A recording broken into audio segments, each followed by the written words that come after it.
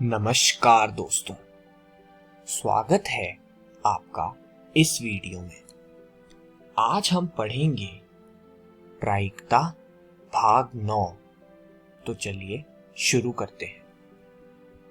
इस वीडियो में हम पिछले कंसेप्ट पर प्रैक्टिस क्वेश्चंस करेंगे। तो नाम दिया है प्रैक्टिस क्वेश्चंस पार्ट 2।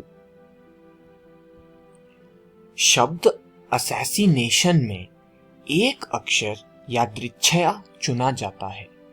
प्रायिकता ज्ञात कीजिए कि चुना गया अक्षर ए एक स्वर है, बी एक व्यंजन है। तो आइए हल देख लें। असैसिनेशन शब्द में 13 अक्षर हैं,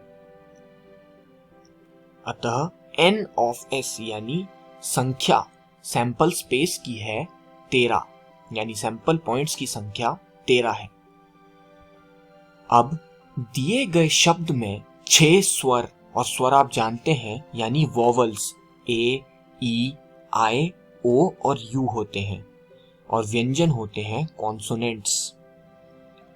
तो प्रोबेबिलिटी ऑफ स्वर आती है 6/13, यानी स्वरों की संख्या भाग टोटल शब्दों की संख्या। अब दिए गए शब्द में 7 व्यंजन हैं, अर्थात कॉन्सोनेंट्स हैं, अतः P ऑफ व्यंजन आती है 7/13। अब प्रश्न 2 करें। एक लॉटरी में एक व्यक्ति 1 से 20 तक की संख्याओं में से 6 भिन्न भिन्न संख्याएं यादृच्छया चुनता है, और यदि ये चुनी गई 6 संख्याएं उन 6 संख्याओं से मेल खाती हैं जिन्हें लॉटरी समिति ने पूर्व निर्धारित कर रखा है, तो वह व्यक्ति इनाम जीत जाता है। लॉटरी के खेल में इनाम जीतने की प्रायिकता क्या है? दोस्तों, ये बहुत ही महत्वपूर्ण प्रश्न है। तो आइए इसका हल देख लें। कुल तरीकों में से कोई एक 1 से 20 तक 6 अलग अलग संख्याएं चुन सकता है। तो उस केस में कुल तरीके हुए 20C6। तो इसे सॉल्व करने पर यह आएगा 20 फैक्टोरियल भाग 6 फैक्टोरियल इंटू 20 - 6 का होल फैक्टोरियल। इसका सूत्र हमने बाइनोमियल थ्योरम द्विपद प्रमेय में जाना था, NCR बराबर n फैक्टोरियल भाग r फैक्टोरियल गुणा n माइनस r का होल फैक्टोरियल, जो कि 20 फैक्टोरियल भाग 14 फैक्टोरियल आएगा। तो जिसे सॉल्व करने पर हमारे पास 20 into 19 into 18 into 17 into 16 into 15 भाग 1 गुणा 2 गुणा 3 गुणा 4 गुणा 5, यानी हमने 20 फैक्टोरियल और 14 फैक्टोरियल को खोल दिया, और मैंने यह द्विपद प्रमेय में आपको फैक्टोरियल खोलना सिखाया था। तो इसे सॉल्व करने पर हमारे पास 38,760 संख्या आएगी, जो कुल तरीकों की संख्या होगी। इसीलिए 6 संख्याओं के संयोजन है 38,760। इन संयोजनों में से एक संयोजन पहले ही लॉटरी समिति द्वारा तय किया गया है। तो आप सोचिए कि 38,760 संयोजन में से केवल एक को लॉटरी का इनाम मिलेगा, अतः खेल में पुरस्कार जीतने की आवश्यक संभावना 1/38,760। तो आइए अब प्रश्न 3 देख लें। घटनाएं E और F इस प्रकार हैं कि P ऑफ E नहीं या F नहीं बराबर है 0.25 के। तो हमने बताना है कि यदि E और F परस्पर अपवर्जी हैं या नहीं। तो आइए इसका हल देख लें। P ऑफ E नहीं या F नहीं, और ये हमें पता है ये बराबर होगा P ऑफ E कॉम्प्लीमेंट, या का मतलब यूनियन, F नहीं यानी F कॉम्प्लीमेंट। तो ये हुआ P of E complement union F complement, जो कि डी मॉर्गन्स थ्योरम से हमने पढ़ा था, होता है 1 - P of E intersection F। तो दोस्तों अब हम प्रश्न से इस पे वैल्यू पुट करेंगे, यानी 0.25 बराबर 1 minus P of E intersection F।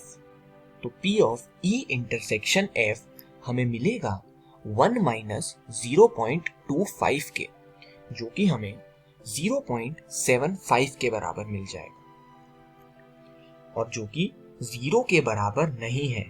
अतः हमने यह पढ़ा था कि जब E इंटरसेक्शन F 0 या नल सेट नहीं है तो वे डिसजॉइंट यानी असंयुक्त नहीं कहलाते। उस केस में E और F परस्पर अपवर्जी नहीं कहलाएंगे। अब प्रश्न 4 पढ़ें। एक विद्यार्थी के अंतिम परीक्षा के अंग्रेजी और हिंदी दोनों विषयों को उत्तीर्ण करने की प्रायिकता 0.5 है और दोनों में से कोई भी विषय उत्तीर्ण न करने की प्रायिकता 0.1 है। यदि अंग्रेजी की परीक्षा उत्तीर्ण करने की प्रायिकता 0.75 हो तो हिंदी की परीक्षा उत्तीर्ण करने की प्रायिकता क्या होगी? बहुत ही महत्वपूर्ण प्रश्न है दोस्तों। तो आइए इसका हल देख लें। मान लीजिए कि A बराबर है अंग्रेजी की परीक्षा में उत्तीर्ण होना। तो A घटना हमने यह मानी कि वह है अंग्रेजी की परीक्षा में उत्तीर्ण होना। B घटना हमने मानी कि हिंदी की परीक्षा में उत्तीर्ण होना। तो P ऑफ A प्रश्न अनुसार हमें 0.75 दिया गया है, और P of A intersection B यानी अंग्रेजी और हिंदी दोनों विषयों में उत्तीर्ण होना यानी 0.5। अब प्रश्न से हमने P of A complement intersection B complement 0.1 निकाला, यानी दोनों में से कोई भी विषय उत्तीर्ण न करने की प्रायिकता, यानी दोनों में से कोई भी विषय हमने पास नहीं किया, उसकी प्रायिकता 0.1 दी गई है। तो दोस्तों हम जैसा कि डी मॉर्गन्स थ्योरम से जानते हैं कि P of A complement intersection B complement होता है 1 minus P of A union B। तो 0.1 बराबर होगा 1 minus P of A union B के। तो यहाँ से P of A union B हमारे पास 0.9 आ गया। तो P of A union B का सूत्र होता है P ऑफ A जमा P of B minus P of A intersection B। तो अब इनमें वैल्यूज पुट करें तो यह आएगा 0.9 बराबर 0.75 plus P of B minus 0.9। तो हम P ऑफ B को सॉल्व कर लेते हैं और वह हमारे पास 0.65 के बराबर आ जाएगा। अब प्रश्न 5 देखें दोस्तों। एक कक्षा के 60 विद्यार्थियों में से 30 ने एनसीसी यानी नेशनल कैडेट कोर, 32 ने एनएसएस यानी नेशनल सर्विस स्कीम और 24 ने दोनों को चुना है। यदि इनमें से एक विद्यार्थी यादृच्छया चुना गया है तो प्रायिकता ज्ञात कीजिए कि कुछ विद्यार्थी ने एनसीसी या एनएसएस को चुना है, विद्यार्थी ने ना तो एनसीसी और ना ही एनएसएस को चुना है, विद्यार्थी ने एनएसएस को चुना किंतु एनसीसी को नहीं चुना। तो हल देख लें। मान लीजिए A बराबर है एनसीसी के विद्यार्थी, B बराबर है एनएसएस को चुनने वाले विद्यार्थी, और N ऑफ S यानी सैंपल स्पेस की संख्या 60 है क्योंकि कुल विद्यार्थी 60 हैं, और N ऑफ A 30 के बराबर, N ऑफ B 32 के बराबर, और N of A intersection B जिन्होंने दोनों को चुना है वे 24 के बराबर हैं। तो दोस्तों P ऑफ A निकालने के लिए हम N ऑफ A भाग N ऑफ S करेंगे जैसा कि हमने पहले पढ़ा है, और वहां से हमारे पास 30 भाग 60 यानी 1/2 आ जाएगा। अब P ऑफ B निकालने वह होगा N ऑफ B भाग N ऑफ S, ये भी हम प्रश्न से पुट करेंगे, और 32 भाग 60 जो कि 8/15 आ जाएगा। तो इस प्रकार हमने P ऑफ A और P ऑफ B की प्रायिकता निकाल ली। अब P of A union B यानी P of A plus P of B minus P of A intersection B, जो कि 1/2 प्लस 8/15 माइनस 2/5, जो कि 19/30 के बराबर आती है।